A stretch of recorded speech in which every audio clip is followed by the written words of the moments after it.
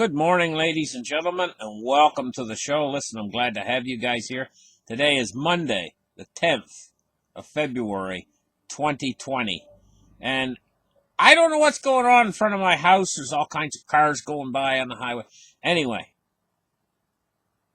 I'll tell you what.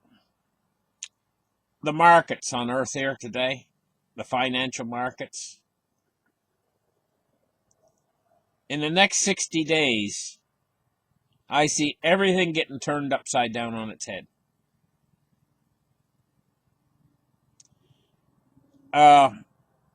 We've seen some nice price increases in gold, silver, and cryptos.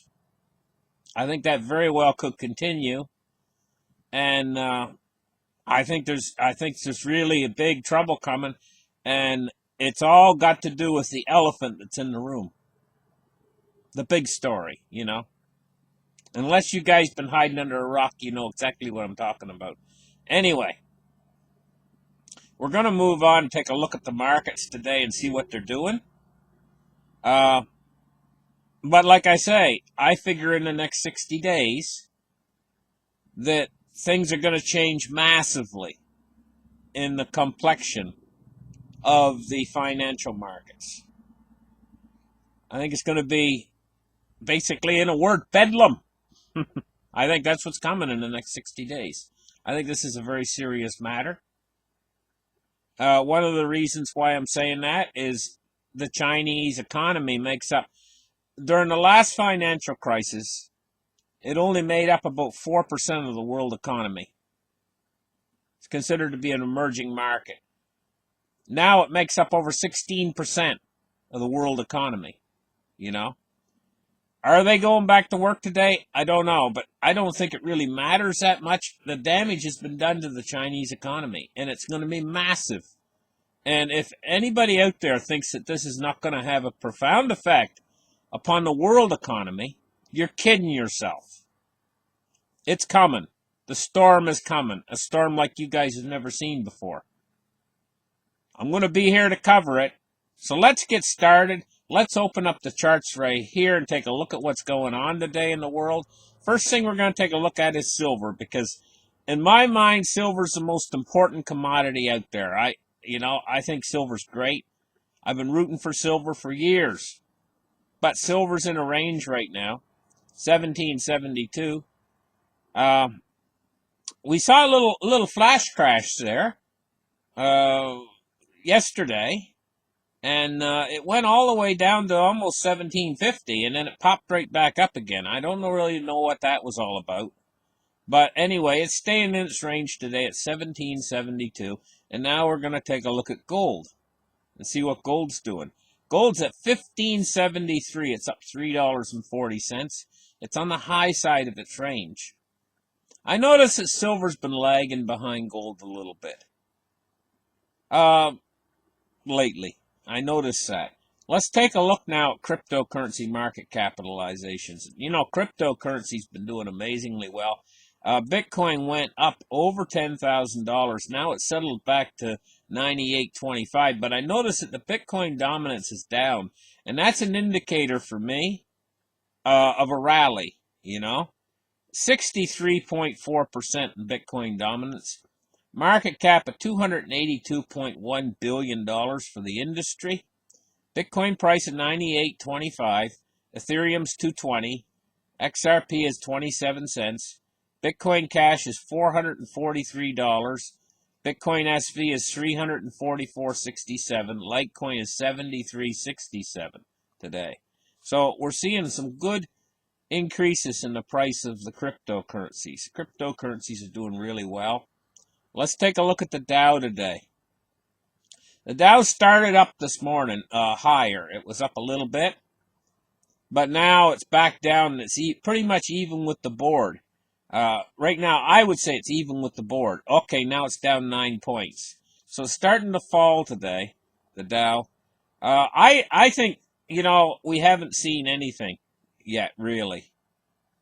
Because what happened was the Federal Reserve, through money injections into the system, have kept the Dow floating and a buoyed. They've kept it buoyed through the initial starts and the initial phases of this world crisis that's ongoing, you know.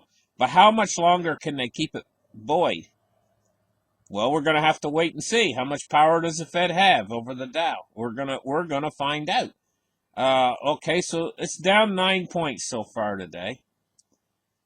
Let's take a look now at crude oil. Now, crude oil is dropping, and it's finally dropped down below $50 a barrel for crude oil price.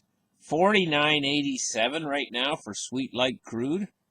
So we're under $50 a barrel, and continuing to drop. I'm sure that they would like to support the price of sweet light crude. They'd like it a bit higher, but anyway, let's move on now to U.S. Treasuries. And we're seeing Treasury yields falling today. We're seeing the 10-year at 1.56. We're seeing the 30-year at 2.02. 7-year at 1.48 and 5-year at 1.38. And they're down just about 1.5 basis points. Almost 2 basis points in the 30-year now today, in particular. Now let's take a look at the U.S. dollar index. 98.75 on the U.S. dollar index. Now, you know, when I talked earlier about this big white elephant, this big elephant in the room, the elephant in the room is a virus. Until this virus gets under control, we're going to see turbulence in the markets. And in fact, it's not under control right now, you know, and I'm sure the world governments want to bring it under control. But we're going to see a lot of turbulence, and if the virus gets worse, we're going to see the turbulence increase massively. If the virus were to get better, we would see rallies in these markets and stuff, you know. This is having a bigger effect upon the markets than the trade war had. I would say much, much larger than the trade war, you know. And of course, we know that game was played out over a long period of time with the trade war business, you know, back and forth, you know. And then they said they had this this initial deal. What did they have? The word for it? A first deal or whatever, you know. And then they sign in this first deal. I mean, the trade war is actually still ongoing, even though they've come to some sort of a little truce.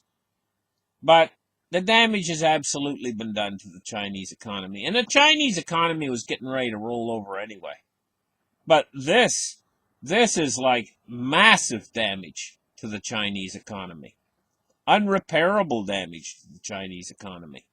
Anyway, listen. Thank you guys for listening to my show. Like and subscribe. Give me a thumbs up. I really appreciate my audience out there. You guys are a really great audience to have.